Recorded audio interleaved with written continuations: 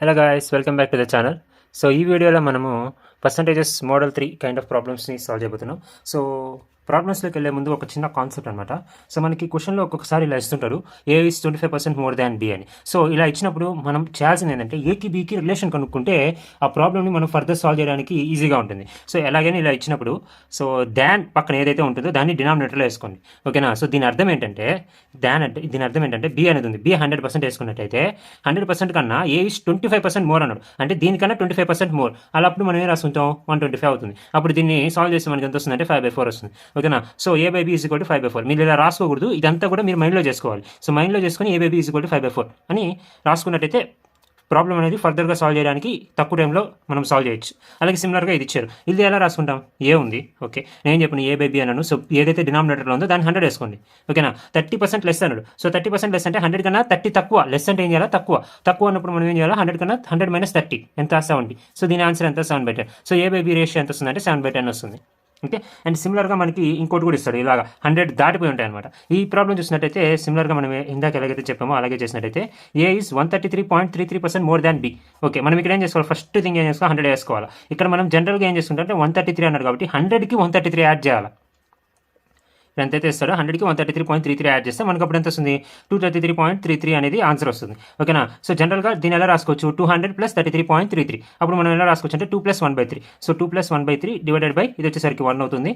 So అప్పుడు 7/3 అనేది answer వస్తుంది, ఓకే. అలాగే సిమిలర్గా ఇది కూడా అంతే. సో ఏ బై బి అన్నాం. సో ఏ బై బి అన్నప్పుడు బి అనేది వెంటనే 100 వేసుకోండి. సో 250 మోర్ దాన్ అన్నాడు కాబట్టి ఇక్కడ +250 చేయాలి, ఓకేనా. జనరల్గా ఒక మిస్టేక్ ఏంటంటే మనం 250/100 వేస్తాం, అలా వేయకూడదు, ఓకేనా. దీని కింద 100కి మనం 250 యాడ్ చేసుకుని 350 వేయాలి, ఓకేనా. సో దీన్ని ఫర్దర్గా సాల్వ్ చేస్తే మనకి ఆన్సర్ వస్తుంది, ఓకే. దీన్ని వచ్చేసరికి మనకి 0 0 క్యాన్సిల్, ఇది వచ్చేసరికి 5 2 5 7/2 అనేది ఆన్సర్ వస్తుంది,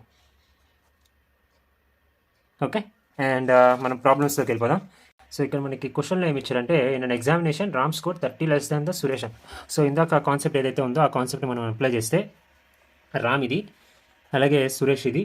సో సురేష్ ఎప్పుడు కూడా మనం ఏం చెప్పాం, లెస్ దాన్ సురేష్ అన్నాడు కాబట్టి ఇది 100, 30% అన్నాడు కాబట్టి 7/10, కాబట్టి ఇది ఎంత వస్తుంది, ఇంత వస్తుంది, R/S = 7/10 వస్తుంది. సిమిలర్గా and Mahesh score 20% less than Suresh అన్నాడు. ఇక్కడ మహేష్ ఉంది, సురేష్ ఉంది.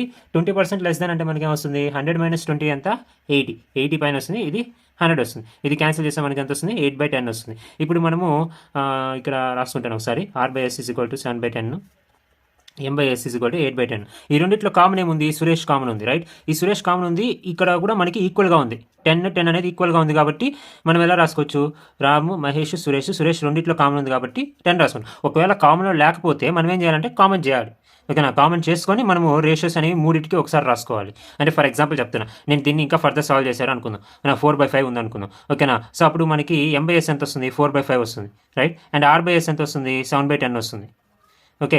మనకి ఇక్కడ ఎస్ అనేది కామన్లో ఉంది, కానీ మనకి ఇక్కడ 2 కామన్లో ఉండాలి. 2 కామన్లో ఉండాలంటే ఇక్కడ 2 × 2 అప్పుడు ఎంత వస్తుంది, 8/10 వస్తుంది. అప్పుడు మనము ముగ్గురు ఒకే రేషియోలో రాసుకోవాలి. సో ఇక్కడ ఎస్ 10 రాసుకున్నాను, సో M 8, సో R ఎంత 7. మనకి క్వశ్చన్లో ఏమి ఇచ్చారంటే Rams score is what % of Mahesh score అన్నాడు. అంటే ఏం లేదు, మహేష్ స్కోర్లో రామ్ స్కోర్ అనేది ఎంత శాతం ఉంది, ఇది క్వశ్చన్ అడిగింది, ఓకే. దీన్ని రాసుకున్నట్టయితే R7 వస్తుంది, 7/8 × 100.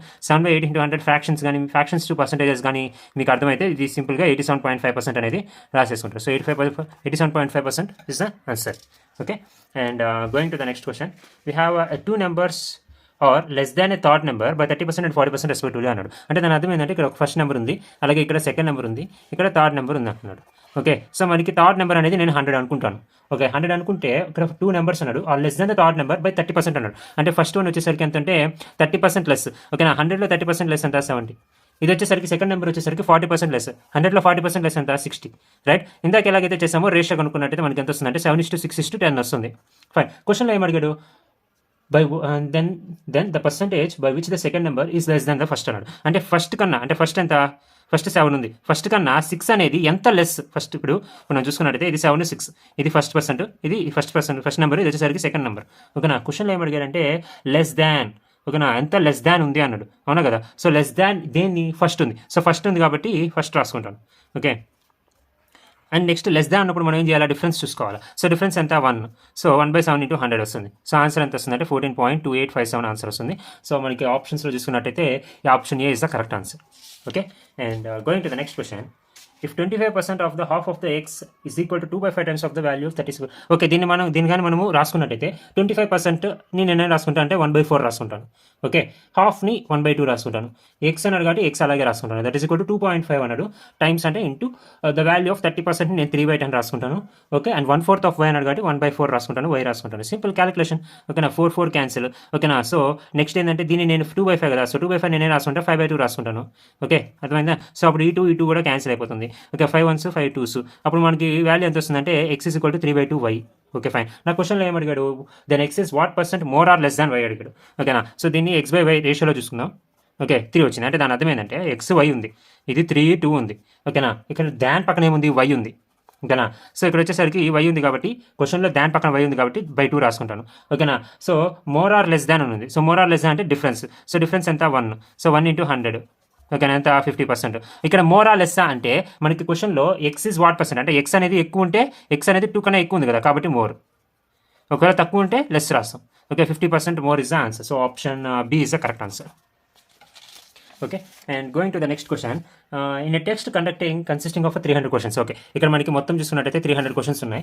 Okay, and Sita answer 40% of the 100 questions అన్నాడు. ఓకే, ఇక్కడ దానికి అర్థం ఏంటంటే ఇక్కడ ఫస్ట్ 100 క్వశ్చన్స్ ఉన్నాయి. ఓకేనా, సో ఫస్ట్ 100 క్వశ్చన్లో 40% ఆఫ్ ద క్వశ్చన్స్ని కరెక్ట్ చేసింది. ఓకే, 40 క్వశ్చన్స్ అనేవి కరెక్ట్గా పెట్టింది అంటే మిగతా 60 రాంగ్ పెట్టేసింది. ఓకే, అండ్ నెక్స్ట్ ఇంకేమన్నా అంటే what percent of the remaining 200 అన్నాడు. సో ఇంకా నాకు రిమైనింగ్ ఎంత ఉంది, 200 క్వశ్చన్స్ ఉన్నాయి. Okay, does she need to answer correctly to get the 50% overall in an examination అన్నాడు. ఓకే, సో మీకు క్వశ్చన్ అర్థమైనట్టయితే ఇక్కడ సింపుల్, ఆమెకి ఓవరాల్ వచ్చేసరికి ఎంత రావాలా, 50% రావాలి. ఓకే, 50% రావాలంటే ఓవరాల్ 50% అంటే మొత్తం ఎన్ని 300కి కదా. సో 50% ఆఫ్ 300 ఆమెకి రావాలి. సో 50% ఆఫ్ 300 ఎంత, 300లో సగం అంటే 150 మార్క్స్ రావాలి. ఓకే, ఇక్కడ ఆల్రెడీ 40 వచ్చేసి. ఓకేనా, ఇంకా 150 రావాలంటే ఇక్కడ ఎంత రావాలి చెప్పండి, 110 రావాలి. అవునా, అంటే దాని అర్థమైంది 200కి ఆమె 110 స్కోర్ చేస్తే చాలు. 200కి 110 స్కోర్ చేస్తే చాలు. సో 110 స్కోర్ చేస్తే చాలు కాబట్టి ఇదే మనకి పర్సెంట్ అవుతుంది. సో ఇది క్యాన్సిల్, ఆన్సర్ ఎంత వస్తుంది, 55 వస్తుంది. So 55% is the answer. So option A is the correct answer. Okay, and going to the next question. This is a challenging question. So దీన్ని సాల్వ్ చేయండి, సాల్వ్ చేసి ఆన్సర్ని కామెంట్లో చేయండి. సో నెక్స్ట్ మోడల్ ప్రాబ్లమ్స్లో కలుసుకుందాం. Until then take care, bye by.